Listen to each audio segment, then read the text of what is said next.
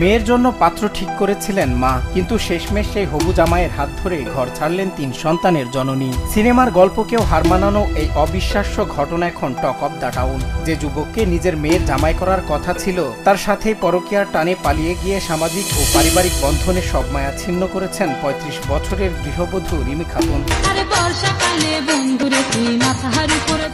সবকিছুর শুরু হয় 1 বছর আগে একটি টিকটক পরিচয়ের মাধ্যমে। নিজেকে সেনা সদস্য পরিচয় দেওয়া 24 বছর বয়সী যুবক মামুনের প্রেমে মজে যায় রিমি। নিজের সাবালিকা মেয়ের সাথে মামুনের বিয়ে ঠিক করলেও মেয়ে তাতে তীব্র আপত্তি জানায়। অভিযোগ উঠেছে পরিবারের এই মানসিক চাপ সইতে না পেরে বড় মেয়ে পথ বেছে নিলেও মন গলেনি রিমির, বরং হবু জামাইয়ের সাথে প্রেম চালিয়ে যান তিনি। হঠাৎ একদিন আমার ওয়াইফ বলছে যে অমুক একটা ছেলে আছে, অমুক জায়গায় থাকে, তোমার ফরিদপুরে থাকে, সেনাবাহিনীর ভিতর কাজ করে। ওই আমার মেয়ে বিয়েতে রাজি হয় না। নেক্সট আমার ওই মেয়েটা মারা গেল। মারা যাওয়ার পরে তখন ওই ছেলেটা আমাকে বাড়িতে আসে, আর উনি আসে আমাকে আব্বু বলে ডাকে, ওর আমার ওয়াইফকে মা বলে ডাকে। লাস্টে এসে উনি এমন একটা দুর্ঘটনা ঘটাইছে বলা যায় না।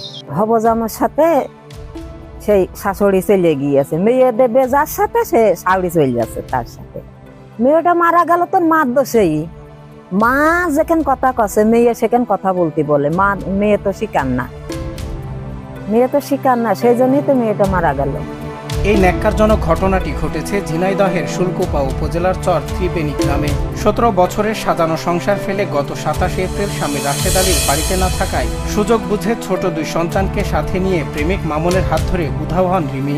ঘটনাটি জানাজানি হওয়ার পর থেকে ত্রিবেণী সহ আশপাশের গ্রামগুলোতে বইছে সমালোচনার ঝড়। টিকটক করতে আমার বিটার সাথে মামুনির সম্পর্ক হওয়ার পরে আমরা টের পাওয়ার পরে ধরেন আমরা চাপিয়ে দেওয়ার পরে ফোনটা আমরা হাতের দিকে নিয়ে নেওয়ার পরে কিছুদিন ছিল না ফোন হাতে থাকার পরে তখন আবার ফের সে ফোন কেনে, নিজ ইচ্ছা করে ফোন কিনেছে। কেনার পরে যে মাঝখানে তা আবার সে এরকম চালাচ্ছে আমরা এটা বুঝতে পারছিলাম না। পেশায় গাড়ি চালক স্বামী রাশেদ আলী স্ত্রীকে ফেরানোর চেষ্টা করেও ব্যর্থ হয়েছেন। নিজের স্ত্রী ও হবু জামাইয়ের এমন বিশ্বাসঘাতকতায় দিশেহারা এই ব্যক্তি এখন 2 সন্তানের নিরাপত্তার জন্য চিন্তিত।